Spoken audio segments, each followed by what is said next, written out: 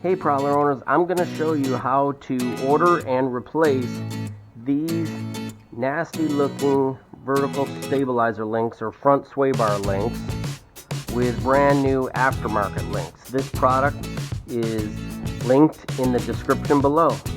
So keep watching, pretty easy to install. Replacing these vertical stabilizer links or sway bar links is fairly easy. You need a 13mm socket and a 15mm open-ended wrench, or a crescent wrench will do. So what you're going to do is you're going to put the 13mm on this side and loosen that bolt, and the 15mm goes in the back. You can also use a crescent wrench. That's just to hold the nut in the back there. Obviously these are my vertical stabilizer links, the new ones that are replaced. The old one was here, it's pretty crusty. Okay, here's the trick. You want to park the Prowler on a lip or in a swale to get access to the bottom. Then you're going to take both vertical stabilizers and you're going to grab them like this. You're going to push them down and you'll see you can go all the way down.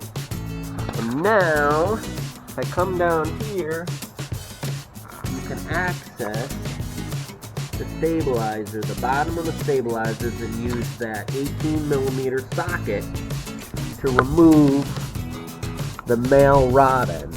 You may have to put a little hex nut in the back if it starts to spin, but if you use an impact wrench, it'll pop right off, but you may need to put a little socket in the back to get this nut off. So remove both of those, and then you'll have the stabilizer links out. Okay, we've adjusted the sway bar links to match the sway bar linkages that came out of the vehicle. I have the male rod end pointing up, the female rod end pointing perpendicular to that, and I have the jam nuts finger tight. I'm now going to take two crescent wrenches. I'm going to grab the flat and I'm going to tighten each nut. Remember, that's right hand thread, and this one down here is left hand thread. Now, once you install the new socket, you're going to use a 3/4 inch socket to tighten this nut to 80 foot-pounds of torque. Do both sides, and then you'll move to the top and pull the linkages up. And I'm going to grab both linkages and I'm just going to pull that sway arm up like so to get them to align with the bolt holes in the top of the shock tower. I'll just set them here, and then I'm going to go get the bolts and install those bolts. Okay, I got plenty of anti-seize on my factory bolt, and I'm going to install one washer onto the bolt.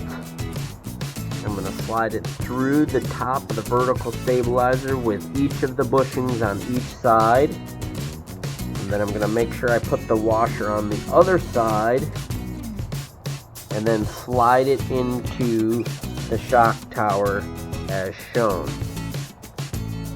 I'm going to do the same for the other side here, and then I'm going to install the factory 15mm hex bolt on the back. Hard to see back there. I'm going to install those on each side,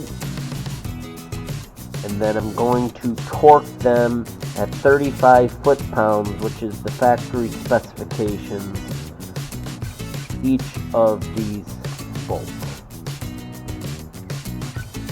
Once you have the top torqued, then you're all set.